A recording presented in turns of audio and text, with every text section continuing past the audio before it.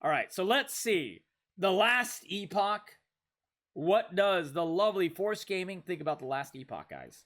Now, I'm assuming he'll say that it's really good so far. It's not finished yet, and but it's very the server issues suck, which is true, and it has a lot of potential. That's my expectation.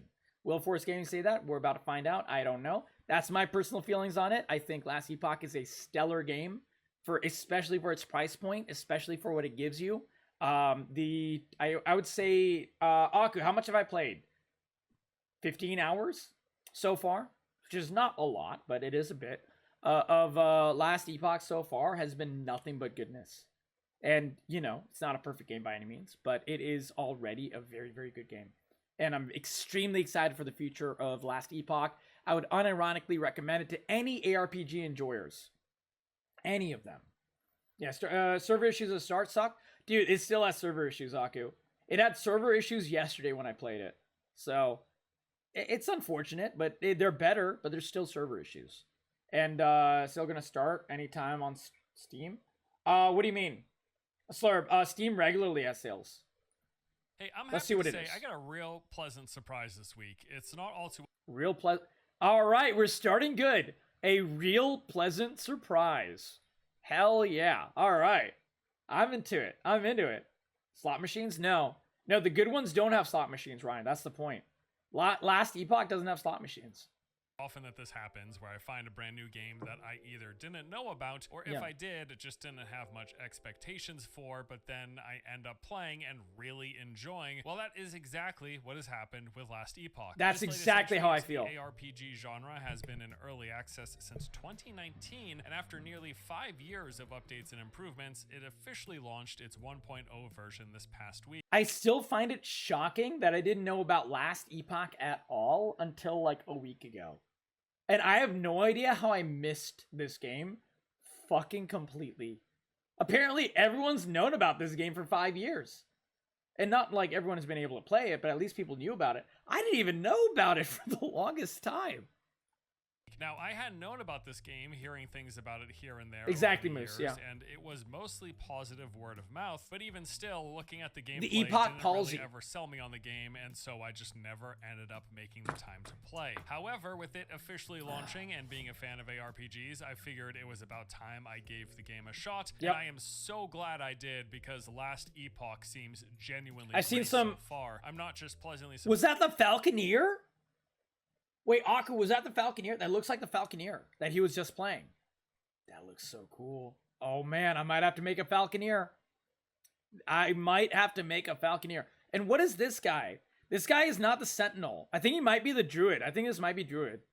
I am almost blown away by the level of quality of this game. I was not expecting it. Quite the literally, Druid looks like a Berserker. Exceeded my expectations. Now, with that said, no, Barbarian. keep in mind, Barbarian. This is an indie game from a small studio. I mentioned That's that Druid? because Oh, dude. it does have an impact on the overall production awesome. quality. When we're talking about things like the level of detail, the fidelity of assets, the gameplay feel, the overall... And like, that's true. Like, if you zoom in, and I've tried this, if you in the game, if you zoom all the way in, the graphical fidelity, like, things look a little flat, you know, things look slightly less detailed and stuff. But the problem is, and not the problem, like, sorry, the good thing is, it doesn't really matter.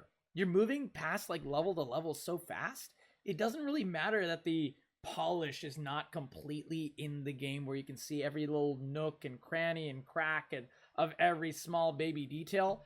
It's just, like, gameplay-wise, a really good game. And that's the best part. Which game is this? It's called Last Epoch, Slurp. Do you like ARPGs like Diablo 4 and things like that? This is the perfect mix, the median point in terms of complexity between Diablo 4 and PoE. So it's much more in-depth than Diablo 4, but it's still easy to play, whereas PoE is extremely dense and, you know, you can do a lot with it. But however, it is like spreadsheet simulator in many ways. So this is like a really, really good, like, middle ground. RTS and Total War, totally fair. Those are great games as well. I love those. I love the Total War Warhammer, personally.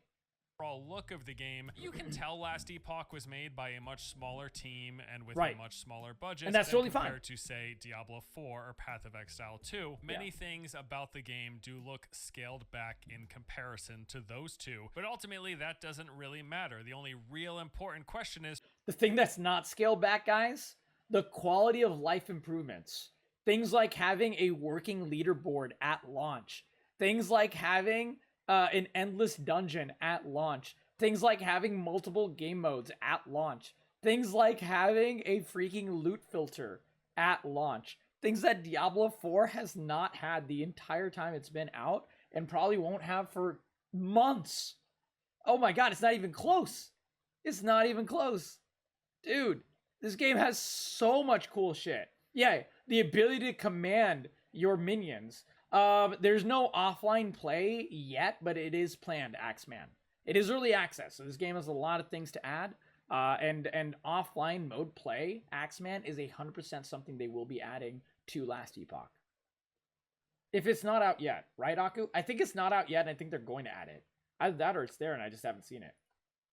For any game, is it fun to play? And so super far fun from to my play. Time, Last Epoch seems Super very fun to play, and it really doesn't. Dude, I was like, I saw the fact that I could make a shield throw, and I was like, man, I wonder if I can make a build like Captain America for my Sentinel, for my Forge Guard Sentinel. It is not only fun, it is also actually viable. I can literally play a Captain America build. Why? Because the skill trees are that broad. That is so cool. That is so awesome. Oh my god, I love it. Well, Moose, hop in earlier tomorrow, all right, buddy? See you soon, buddy. Hopefully we'll catch you soon, man. Matter how good or not your production quality is if the game's systems and features exactly aren't gameplay up to snuff. above And while everything I have not for a game like reached this. Last Epoch's end game at this point. I have heard good things. This game is shaping up quite well and seems primed to be a strong contender in the ARPG. Dude, this combat makes me want to play a freaking druid, and druid is like painful to level in Diablo 4. So this actually looks good. I need to make a druid, man. Genre. Now, I've spent the past couple of days playing, or at least when it was playable, as they've had some serious server issues. Yeah, this is the first game this company made. Point, exactly. We'll get to that. But also, hey, they have an offline mode. Look at that. And even if it's not your preferred way to play, it sure is a heck of a lot better than the alternative. Axeman, my mistake. Apparently, there is an offline mode, and it is working already. I did not realize that. I do apologize. I was not familiar with that game, as the saying goes. Alternative of the online games that have server issues at launch, and you're just not able to play them at all until those issues are resolved. I was there for the launch of Diablo 3. I know how bad it can be. Oh, yeah. I mean, heck, you don't even have to go that far back. Look at Helldivers 2. That game has had persistent issues since it released. In many and ways, it's a great game, but there for a are lot of server people. issues. The point is, offline mode is a great option. It's good for being there when you need it. More games should have it, and I agree. Last Epoch does. That's a great I completely thing. agree with that. I'm not just here to gas the game up, though. I do want to talk in a little bit more detail about what I've seen so far and what I like. Before we do that, though, a quick word from today's sponsor. Today's video is sponsored. Just like with Bellular, we'll never skip a sponsor for Force Gaming. We'll never skip a sponsor for any of our creators that we really react to and really, generally enjoy and everything. But just wanted to give a special shout out. Force Gaming does really good work. Definitely worth following. Definitely worth watching all of their stuff. And I've not seen a bad Force Gaming video ever. So let's watch their sponsor announcement. We'll never gloss over, skip over it. By World of Tanks Blitz. This is a cross-platform. Dude, I remember the original team-based World of MMO Tanks. Action game dedicated to fierce tank Who combat, remembers and the also an OG MMO shooter World of that you Tanks? can play on mobile. In World of Tanks Blitz, you'll So discover a stupid, wide so variety fun. of over 450 historical and unique tanks with 32 maps to choose from and 8 game World of modes Tanks where was you'll employ a variety of unironically a strategies to top-tier take out your MMO. opponents. From February the 23rd until March 7th, Back in the players day. will be able to grab exclusive in-game content inspired by the Dune universe, a specially designed tank, static and animated That's an avatars, awesome exclusive collab. Holy camouflages, shit. spectacular skins, and Tanks for the more. memories, This event exactly. unfolds across 60 stages, each presenting distinct missions, special quests, Dune containers, and themed rewards. World of Tanks Wait, we can literally have the character cards from stages, Dune? each presenting distinct missions, special quests, Yeah, that's Gunny. What the fuck? That is so cool. Containers and themed rewards. World of Tanks Blitz boasts over 150 I love when million collabs are worldwide players. The game wacky is but available somehow on work iOS, Mac like OS, this. Android, Windows 10, Steam, and Nintendo Switch. You can check it out by following my link That's in really the description funny. below. Also, you can enter for a chance to win tickets to I have see no the idea what the upcoming movie Blitz Dune 2 World of in Tanks theaters is. I only know commenting normal below World of Tanks. with your World of Tanks Blitz user ID and the correct house sigil, which you'll find somewhere else. Also, I heard Dune 2 was really good. I have not seen Dune 2 yet. I'm gonna have to wait until it comes out on streaming services. But Dune 1 was like, I didn't expect it to be good. Because like I don't know anything about the Dune universe. I like sci-fi, so probably I should have assumed I was gonna like Dune. But like Dune was a really cool movie. I really liked it. I think that the main actor, he was okay. I think he's done better in other movies. But as a movie, the Dune movie was really, really quite good. Like, I was quite impressed. In today's video, if you don't already have an account, people were complaining that Dune 1 was slow. Okay, so but I now actually back into liked how Last slow it was. Epoch. We are a few days into release. What do I think of the game so far? Yes. Well, aside from my broadly positive first impressions that you heard me give at the start, here are some more specifics. Combat in this game seems really well done. The general flow, pacing, and feel of playing Last Epoch seems good. Moving your character around, attacking, casting spells, blowing up enemies, as well as the environment. It looks like a well-executed ARPG combat system. Now, as I mentioned earlier, the production quality isn't necessarily quite as high as a Diablo 4 or Path of Exile 2. It doesn't feel... I've had no slowdowns on anything that I've played on the one character so far. I have had nothing but fun creating my character build. The gameplay, I completely agree, has been actually very stellar in Last Epoch. Now, will that continue in Endgame? I don't know. But so far, the leveling feel of Last Epoch has felt visceral, has felt dynamic at every single level. Every single level up, I look forward to putting a new skill. And like, look forward to upgrading my skill in some unique way. Making my hammer throw into a spiral, or into a nova, or multiple hammers, or whatever. And that's just a hammer throw. And so on and so forth. Every single ability can be upgraded. I only wish I could get like the 5 abilities to upgrade sooner. So I could start customizing my abilities much sooner. But that's okay. I mean, that's just a leveling, like, that's the leveling curve. And that's, like, their design choice. But, like, that just shows how good the leveling system is, at least so far.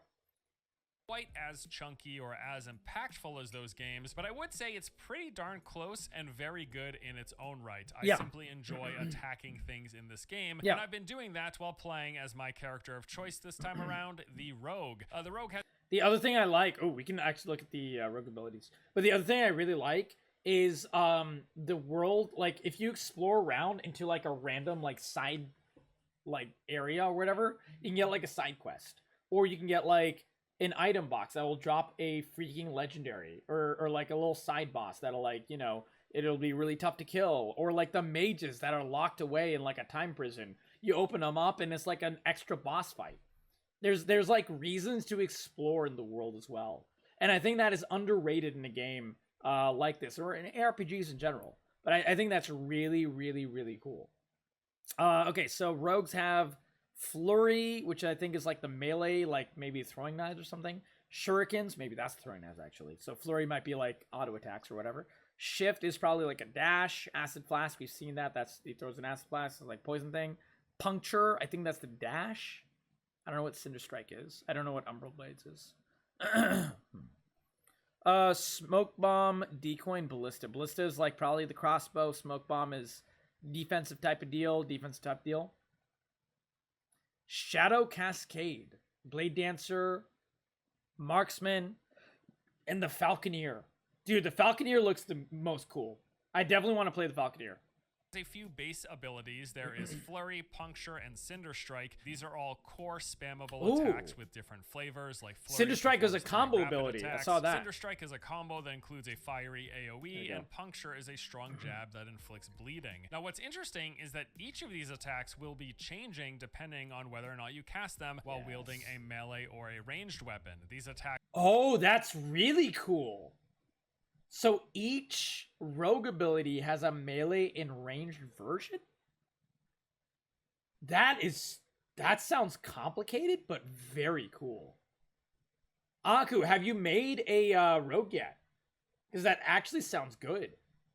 Are not tied to melee or range. They're either, depending on what you feel like using. The rogue's other core abilities are a shuriken throw, acid flask that debuffs enemies, and umbral blades that you toss out and recall. It's like level 19? Okay. The giving and receiving. How fun ends. is it at There's level also 19? a movement skill for rogues called shift. In addition to this, you've got a passive tree where you select from enhancements tailored to different playstyles. And dude, these passive trees look like, it's a little bit simple, except for the fact that A, it gives you meaningful choices, and B, each upgraded each subclass, so when you level to a certain level, you'll be able to unlock one of the subclasses. So let me explain this to you guys. So for example, say I go Blade Dancer, that means the entire Blade Dancer tree is another tree just like this, and I can, unlock the abilities and whatever, right?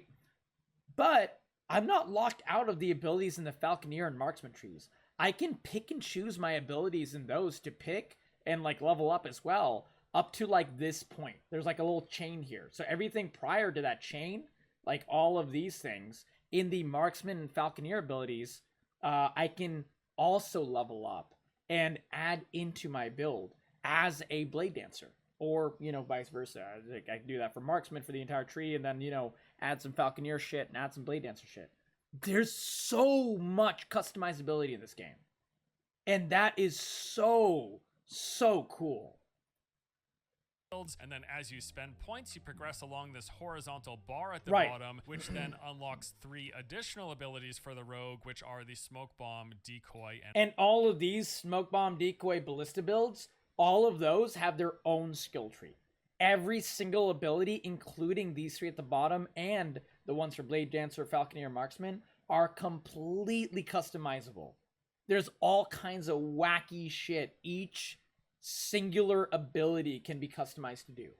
You can make them the most boring one-shot ability possible, or you can make like the most wacky broad thing possible.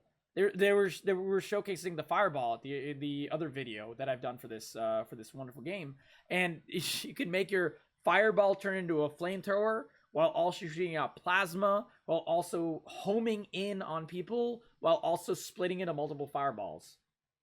Or none of the above, or all of the above. And that's just naming some of the abilities. There's more shit to it. It's crazy.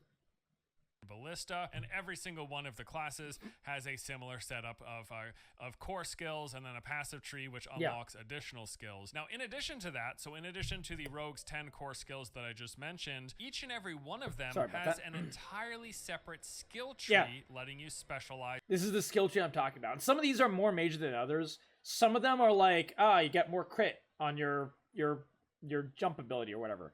And then some of them are like I said, instead of throwing one hammer, you throw 2 and they spin around you. Or instead of throwing your hammers, they nova out of you. So they just split out of you, essentially. There's all kinds of crazy, wacky things that can make small or gigantic changes to your abilities, depending on what you want. The skill further. So you can equip 5 skills that can be used at any given time in combat. Each of those can then be further specialized through the individual skills skill tree system. Because of how customizable the abilities are, we are actually given the same amount of abilities as Diablo 4, but it feels like I have more control over it in this game. And that is such a huge thing. Because one of my big complaints for Diablo 4 is that there's not enough buttons. However, I don't think it's that. Like, looking back on it, because I played Last Epoch for 15 hours, I think the real big issue is that Last Epoch allows you to put so much customizability in your actual, singular ability, your Q, your W, your E, your R, whatever you want, that it feels like I'm doing more than it does in Diablo 4. Diablo 4 is like, customizability is like one single branching plus some passives that might affect your ability or not. It's like, it's not even close. That's why it feels so shallow in Diablo 4. And I say this as someone who actually enjoys how casual Diablo 4 is, but it does feel far more shallow than Last Epoch.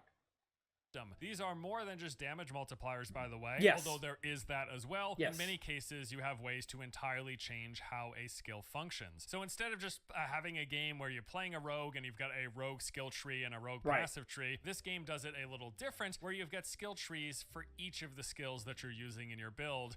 And not only that, I would say that as a ratio for what passively like just gives you like, you got 10% more stun chance or whatever.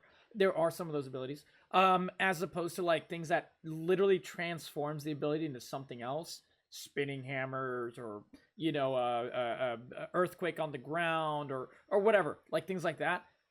I would say it's like a solid 50-50. Half of this skill tree will radically change the actual ability into something different. And depending on what you want, you can combine them and change it even further. And any combination will probably be different than anyone else who plays the rogue or whatever, unless you're following a meta build. So yeah, it is very transformative, and it is a lot of these abilities that are transformative.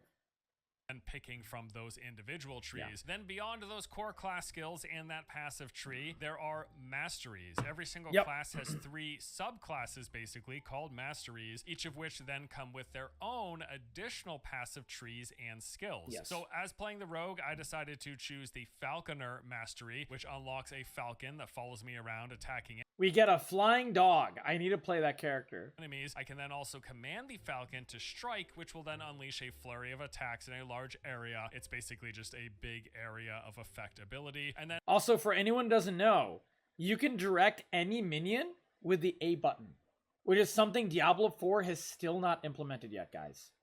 It is still not implemented. All you have to do is press the A button. You don't even need a target. If you have like, if you're playing a Necromancer, there is a Necromancer build in this game. If you have like a bunch of, you know, skeletons or whatever, you can press the A button and point up here. All your skellies will go over here. All your skellies can go down here. And if you target an enemy, it'll attack that enemy.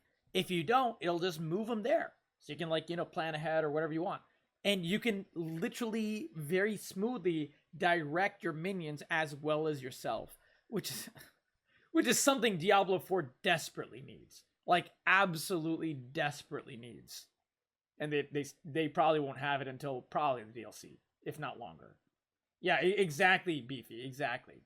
As you play, you level up, you can spend points in the Falconer passive tree, specializing in unlocking additional Falconer skins, which are the Explosive Trap, Net, Aerial Assault, and the Dive Bomb. Yep. And yes, you guessed it, every one Exactly, of those skills yeah. also comes with their own individual skill tree that you can further specialize them in. So my current build while playing as my Falconer Rogue, it basically looks like this. I've got my Falcon Strikes, which is a heavy hitting attack. I will use this basically whenever it's off cooldown and there's more than just a single trash mob around. Then in between that, I am constantly throwing out explosive traps, as well as using my Puncture whenever the Rapid Strike is up and available. Then I have Smoke Bomb, a defensive skill that will blind enemies and boost my haste, and a traversal skill called Shift for quick movement and repositioning of my character. So I'm just running around, throwing out Falcon Strikes. My Falcon is swooping in, doing damage to a wide swath, and then at the same time, I'm throwing out these explosive traps, which after a second or so, they arm and then blow up on enemies, and then machine gunning any stragglers down with my Puncture attack. And then when things get hairy, I might throw down a Smoke Bomb or shift away from the enemies. All of this combined with just the general good feel of the game's combat feels smooth as hell. In a moment-to-moment gameplay loop that I find quite satisfying, and right there in line with other big-name ARPGs that I've played. Okay, so I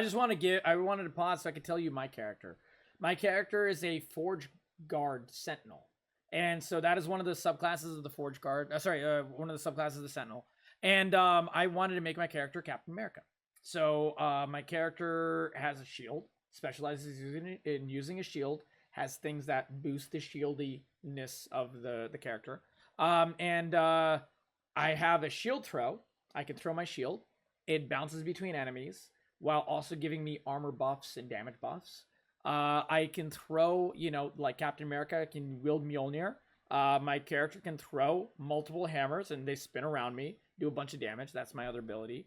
I have an auto attack style ability, which doesn't cost any mana. It scales off of my armor, so I can become a tanky monster. And does, you know, considerable decent DPS. That's like a filler. I have a shield bash, just, you know, again, very Captain America. and that shield bash stuns enemies, and I can further upgrade that into giving me damage back. You can make explosions. You can do all kinds of. I've not really delved into that tree because I've not unlocked that tree yet, but that tree will probably be next.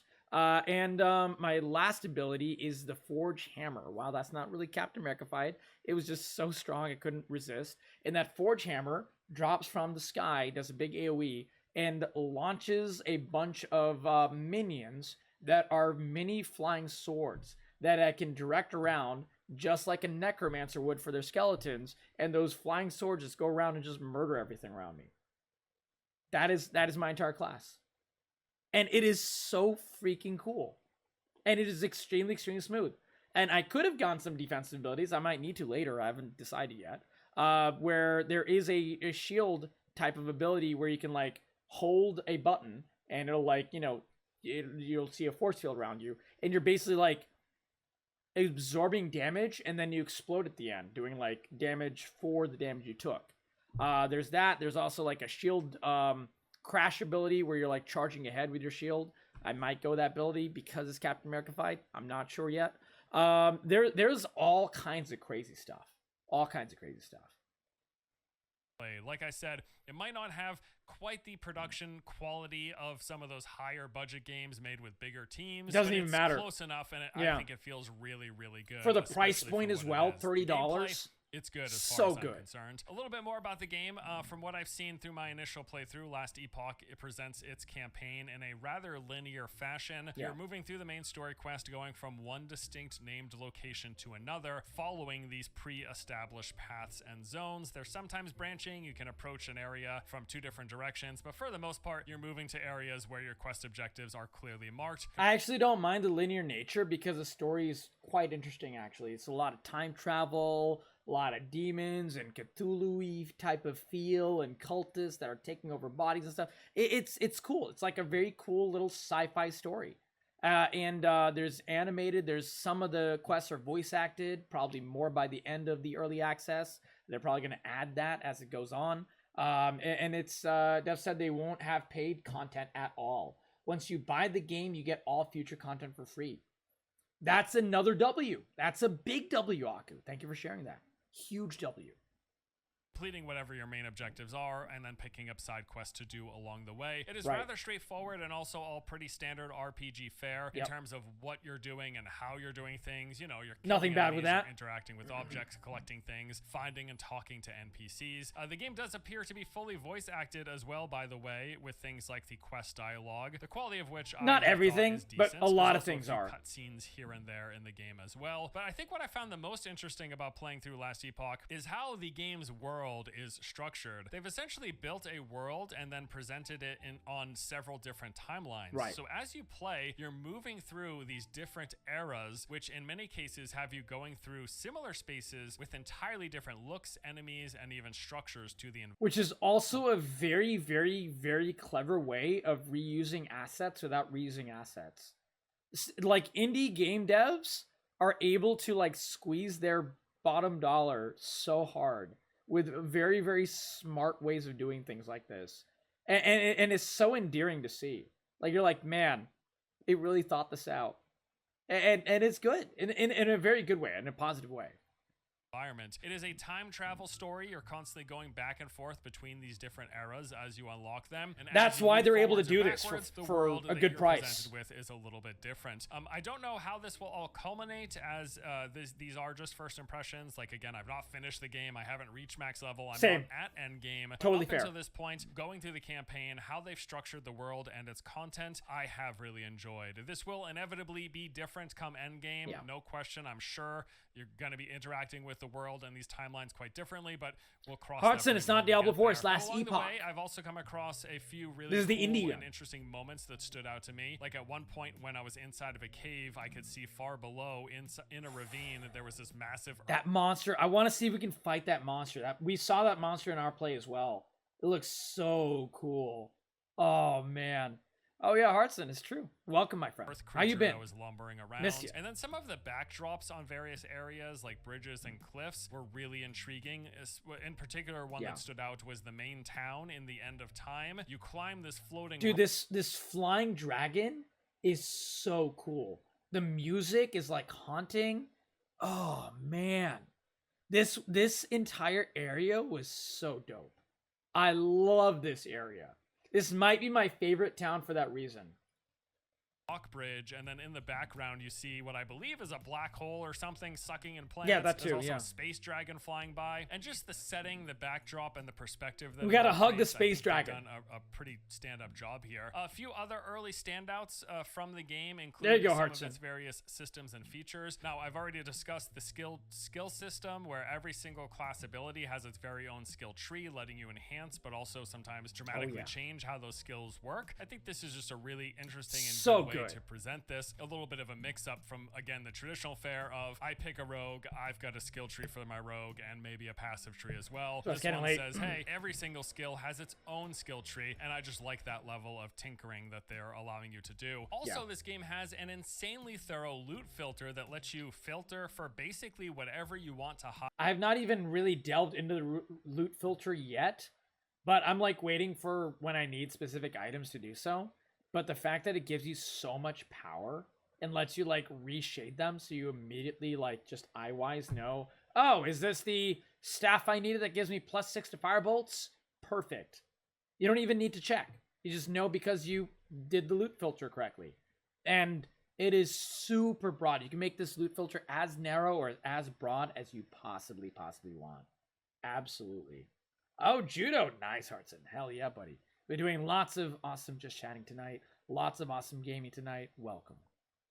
Or show some new games as well related to item affixes, class requirements, levels, rarity, and item type. You can apply up to 75 individual rules for a single filter, and then you can swap between these pre-saved filter templates that you've made, or even import filters that other players have created.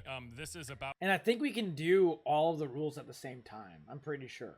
As thorough of a loot filter system that I've ever personally experienced in one of these games. Speaking of loot, item crafting is rather interesting. Like most ARPGs, you'll have items that drop with a random selection of stats and affixes, while Last Epoch has this thing called the Forge that will let you change, swap, or upgrade the stats of any weapon or item that you find. This will be limited by an item's forging potential, which essentially represents the amount of changes you can make before. But also keep in mind, you can put like any stat you want, you know, within reason, like whatever stat belongs on an item, onto that item.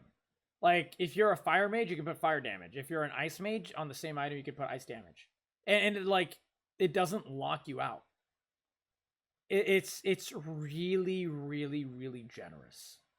Where you can no longer forge an item anymore. And then fueling into the system are the affix shards, which I need to do more of this. They're a resource for basically each affix in the game. You can even then, if you find items that you have good affixes, but you don't want the item itself, you can pull those affixes into individual shards and put them in your collection. And then there's also various modifiers for runes and support glyphs that further. I've not tried that system. yet. It sounds really pulling complex, affixes. but let me tell you, I'm not the most complex person, and I got the hang of it after not too long. I understood the system after just tinkering with it for a little while, and I think it's quite well done. It's a good way to present crafting. It took me like the span of 10 minutes to learn it, like the basics. So it's very easy to learn. And item enhancement in your ARPG. And then in addition to the basic paper doll loot that you equip, your basic armor pieces and weapons, they've also got this system of idols that provide additional power boost, and you arrange these in this like Tetris style. Yeah, it's I'll move my camera so you guys can see this. Wait, I can't. Oh my god, sorry guys. Yeah, here we go. So this is my League overlay. But yeah, so this is the idol system that he's talking about. And it's like this little giant square area. You unlock the squares with subquests. They're, not like complicated or anything like that. And you get these little idols. You move them however you want. You can put which ones you want. And you got to fit them in. So like the double square idols are stronger than the single square idols. So you try to fill out the area, figure out which one is most important for you, and you go from there. Tile box. They've got an in-game guide with a search function that lets you basically search for anything related to Dude, this in-game guide is really, really in-depth, and it's given so much detail for every single random thing I didn't know in the game. It's so easy to learn from the in-game guide. I wish every game had an in-game guide. Like, it is so freaking useful. The last time I saw something this good was like Final Fantasy 16 And I think that was only like a lore guide. And you could like look up like every single detail of every single like name you hear or whatever, and it'll give you like the history or whatever. That was so cool, and that was such a good idea. And this one is just like a tutorial type of version, but it's still really useful. It's like even more useful rather than just being lore. Items, crafting, combat, ailments, and the end game system of factions and monolith system. Basically, this is instead of having to tab out of the game and check out a wiki. Yeah, I don't need a wiki or anything like that. It's in the game. Built all of that into the game. Love to see it. And then just recently, we came across dungeons. Although I don't fully understand them, it does appear to be a little bit more than the traditional dungeon structure of clear ads and then kill a boss. While you, I have not been to a single dungeon yet in this game. Are doing that, there's also some things in the mix, like you need a specific key to enter the dungeons. They will have multiple tiers of difficulty and then have unique mechanics. Like I need to try this. Arbor dungeon has this flame that buffs you, and as you move around, you use a basically dungeon ability key for it, and this is used to clear your paths and do extra damage to enemies. You can also take a lot more damage if you aren't in the light or something. The dungeon is broken up into several sections. This is cool. Having its own different debuffs, like taking extra damage, and then yes, you do have a boss at the end, because I guess it wouldn't be a dungeon. You have to have have one. boss. Again, don't quite fully understand the system. Just recently came across it, but it does seem interesting from what I have seen. And frankly, that is just some of what I've liked so far. Really, I just wanted this video to be me getting my general thoughts on the game, because like I said at the top, this was a really nice, pleasant surprise. So you might assume, hey Force, if this game's looking good and sounding good, everything's smooth sailing, right? Well, not exactly. Yeah. So there's some been issues. Quite popular. The game seems to have picked up. It's reached recently nearly 200,000 concurrent players, which is rather insane. Oh, you love to see it. Small indie games reaching numbers like 160,000 concurrent players on Steam. You love to see it. I love to see it with Pal World. I love to see this with Helldivers. I love to see this with Enshrouded. Enshrouded sold 2 million copies for a very niche style game. Oh man, this makes me so happy. Holy smokes.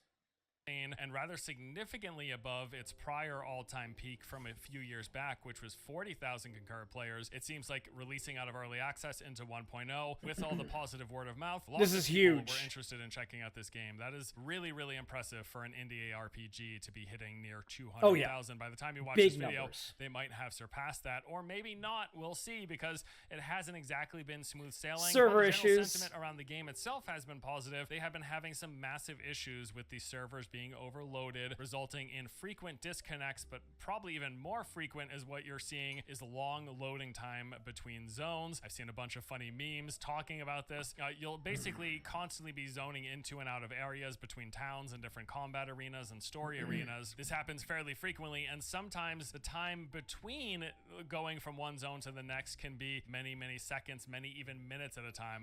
I do play like really late at night. Like I get on stream at around like 12 midnight to 1 a.m. Eastern time. So that's really late. So most people are asleep by then. So I've not really run into this issue, but that's good to know. I have not run into this issue personally, though.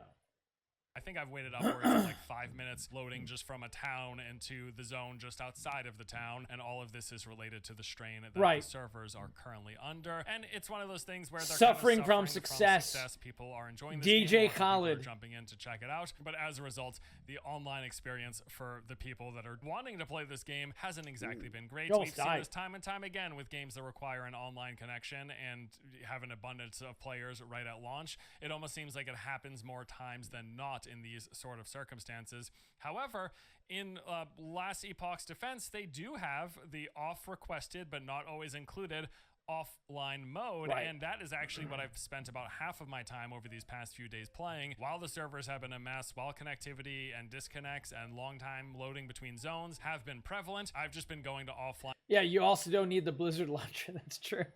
Mode and then basically juggling. That's actually unironically true. Hindered my progress on each of the characters because I'm not dedicated to just offline or not dedicated to just online. I'm nevertheless enjoying playing the game. I think the core of the game is good. The foundation is good. I've really enjoyed what I've seen thus far. No, I've not finished it. No, I've not reached endgame. No, bullet chest? I don't know what bullet chest is. An all-encompassing review by any means, but again, I was pleasantly surprised. I really am enjoying this. It's just as the words imply.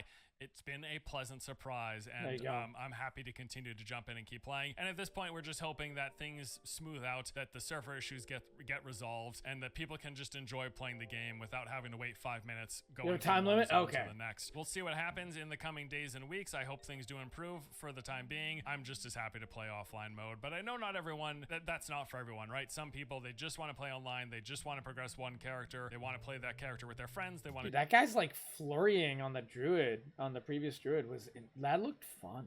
That looked really good. Dual wielding druid. do trading, and so offline mode isn't the solution for everyone, but I'm very happy. Reminds me of like a World of Warcraft shaman. Probably the cherry on top of this is you get all of this in a package that costs less than a with Wind Diablo Fury 4 mount.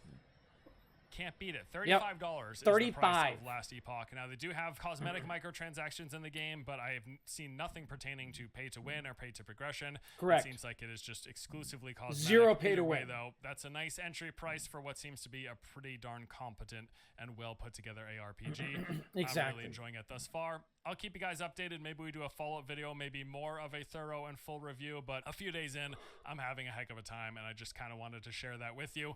Bear in mind, yeah, this $50 upcoming say you do, weekend, yeah. probably going to be a mess. I don't expect the server issues to resolve as we move into Saturday and Sunday. Hopefully come early next week, though, things do start to get better. But at its core foundation, the game itself, Last Epoch, seems pretty darn good. Looks really good. Makes me pretty darn happy. That does it for today. Thank you all for watching. Hope you enjoyed. I'll see you next time. Force Gaming, man. Always a W. Always a pleasure to watch.